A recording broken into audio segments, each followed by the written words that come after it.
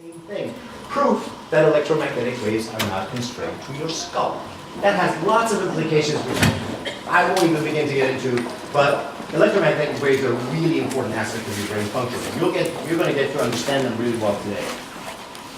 So, very quick anatomy and physiology lesson. This is the left brain, the eyes sit here, the back of the head sits here. This is the cerebellum. It becomes very important as an auditory issue. Meaning of it. I'll give you an example. Apple. Such a simple concept, right?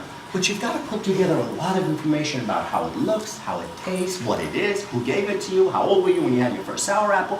All that information has to get together before you actually understand the concept of apple. All of that happens here. This is why this is called speech recognition, or the Wernicke's area. But he's now organizing it slightly with more apples. And he's saying, what the hell is all these things? He's trying to make sense of it, right? Pulls it together, eventually. Come on, you can do it. Now he's kind of organizing. He's getting to much more alpha because he's looking for the gestalt. Now, I bet you if you saw his face, he wouldn't be frowning. No. And there. Look at a relaxed face. Right? That's theta. So we've got, so these are some images that my students did, mixed in with maybe a couple other pieces here. But one of the things that I have my students do is take an image photo, and they have to take a dozen different photographs from the one. So how do they use their brain to take it apart, put it back together? What's going on when they're doing that? Abstraction is an alpha theta function. You force the brain to start seeing things in different ways that don't make sense. And they don't make the original sense. And so that forces the... Could be gamma, almost, right? Run out of the room. That one, that's easy in Photoshop, right? Put the curves adjustment layer on top of everything and just start whacking that curve around until you get this crazy stuff out. I know we're getting close to time here. This is a little poster idea. Okay.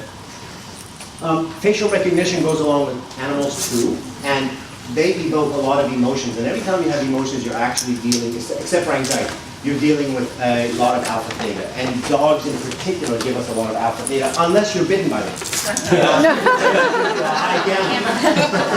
I know we're running out of time. Let me just sell my next workshop, which is tomorrow at 4 o'clock in the afternoon. I'm going to go through Lightroom, which is the Photoshop's newest package, and I'm going to show you this student's work and how to organize a portfolio, etc., how to get it up, how to make books and all that other kind of stuff. We want to thank you guys for coming out.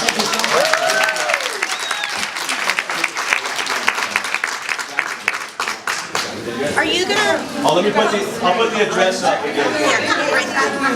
I'll put the address up. I'm